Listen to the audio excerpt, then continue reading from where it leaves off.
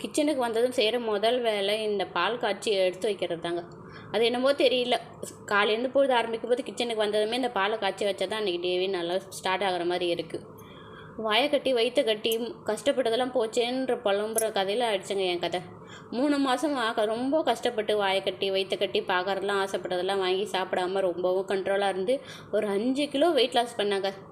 5 kilo weight loss பண்ணது போதும்னு நினச்சதுனாலே கொஞ்சம் கேப்பை விட்டு கொஞ்சம் அசால்ட்டாக விட்டுட்டான். அதுக்கப்புறம் ஃபுட் கண்ட்ரோலும் பெருசாக பண்ணுறது இல்லை, வெளியில் போகிறதெல்லாம் பார்க்குறதெல்லாம் ஆசைப்பட்டு பிரித்து மேய்ஞ்சிட வேண்டியது. அதுக்கப்புறமா கொஞ்சம் சாப்பிட்றதுலேயும் கொஞ்சம் கண்ட்ரோலாக தான் இருந்தேன். ஒரு 3-4 மாதம் பார்த்திங்கன்னா வெயிட்டு கொஞ்சம் குறைஞ்ச மாதிரியும் இருந்தது, அப்படியே மெயின்டைன் ஆகிட்டு தான் இருந்தது. அதுக்கப்புறம் ரொம்ப அசால்ட்டாக இருந்துட்டேன் போல். போன வாரம் வெளியில் போகும்போது வெயிட் செக் பண்ணும்போது தான் தெரியுது ஒரு 2 கிலோ கூட்டிட்டேன்.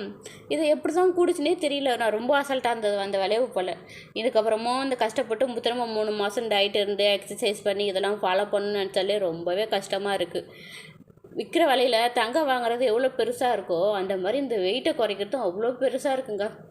ரொம்ப என்னதான் கஷ்டப்பட்டு பாடுபட்டு வெயிட் லாஸ் பண்ணி எக்ஸசைஸ் பண்ணாலும் அந்த வெயிட்டுன்றது கொஞ்சம் கூட குறைய மாட்டேங்குது. 1 கிராம் கணக்கில் கூட குறைய மாட்டேங்குதுங்க. ரொம்பவே வெயிட்டில் கண்ட்ரோல் பண்ணால் கூட கஷ்டம்தான் இது. இந்த வெயிட்டு செக் பண்ண 2 நாள் வரைக்கும் புலம்பிகிட்டே கிடந்த ஹஸ்பண்ட் கிட்ட. அதுக்கப்புறம் என்ன பழகிடுச்சு.